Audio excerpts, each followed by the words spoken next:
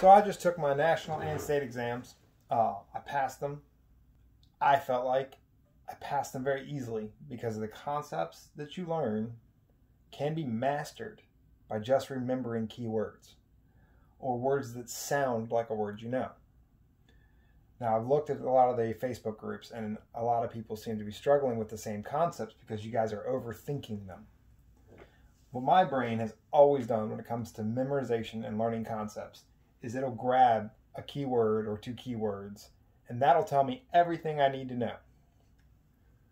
First thing I'm going to cover is estates. You have freehold estates and less than freehold estates. Figuring out the difference between the two, simple. The word less.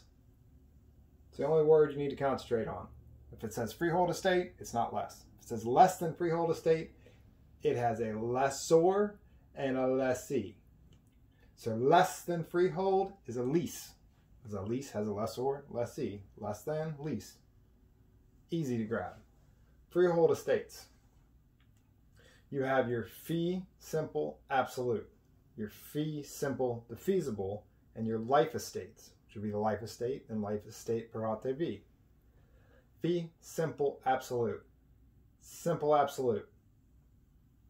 You simply, absolutely own it. No person's going to take it from you. You could lose taxes or not paying your mortgage, but this is the greatest interest in real estate. Fee simple absolute. Simply, absolutely own it. Fee simple defeasible. Defeasible is my word in this one. Defeasible, defeat, can be defeated. Means you have as much interest in the land as an absolute, but if you violate a rule or you don't do something you're supposed to do that is listed in the deed, it can be defeasible, defeated, can be defeated. So if you get a property and it says, you can have this property as long as you don't sell alcohol on the premises, and then you go and sell alcohol on the premises, they're going to defeat your interest in that property and you will no longer have that estate. Life estate. Well, life is your keyword here. Life estate per autre v. Per autre v is the key in that one.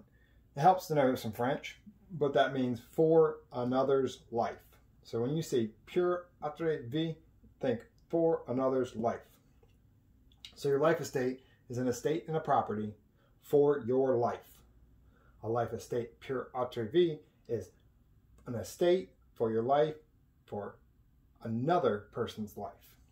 So if Tom gives a life estate to his sister for his sister's life, that is his sister's life estate. Now, if Tom was to give a life estate to his sister's son, that would be a life estate. But if it's only an estate for his sister's life, then that would be a life estate per autre v, which means that Tom gave the property to his nephew, call him N because I don't feel like writing, for his sister's life.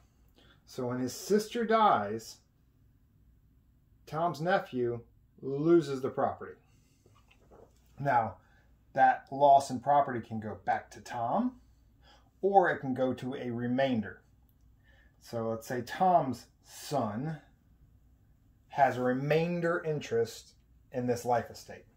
Okay, so Tom gives the life estate to his nephew for his sister's life.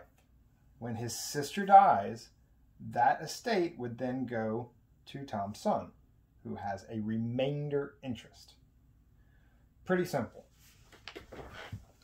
Now for your leases. You have an estate for years. Years is your key word here.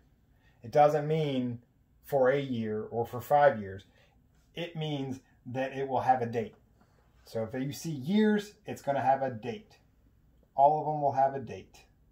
So when you rent an apartment, say you were to get an apartment August 1st, the lease will say from August 1st, 2021 to July 31st, 2022.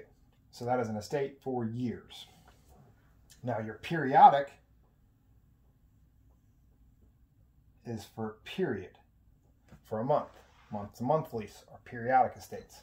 Year to year, you have a lease that you're given for a year, usually commercial, get a year lease or a 5-year lease. And at the end of that lease, if you want to renew it, it'll renew for another year or another 5 years, whatever the period of the estate is.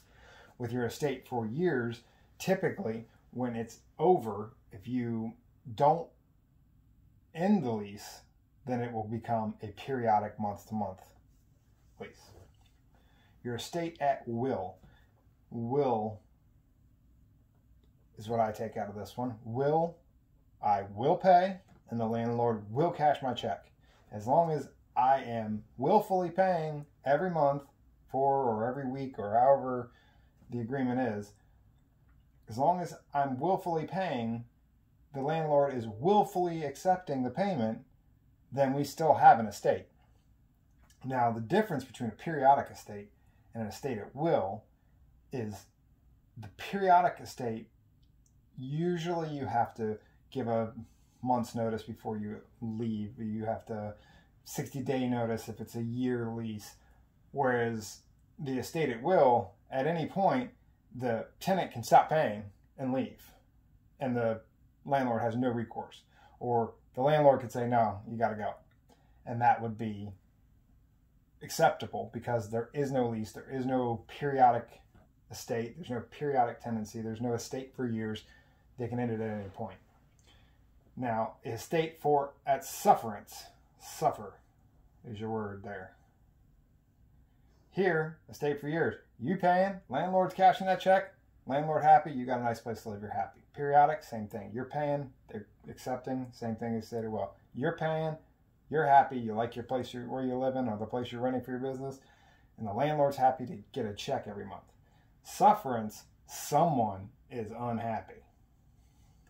So an estate at sufferance typically happens when you have a periodic estate or estate at will or an estate for years, and the lease is up, it's over, it's canceled, the landlord does not want you there anymore, but you're not leaving and you're not paying anymore. So the landlord is suffering at that point. So that would be your estate at sufferance. I hope this helps people understand it. I'll try to come up with some more videos to do different concepts like this. Probably next I will do the tenancies, joint tenancy, tenancy in common, tenancy by entirety, your types of ownership. Let me know what y'all think.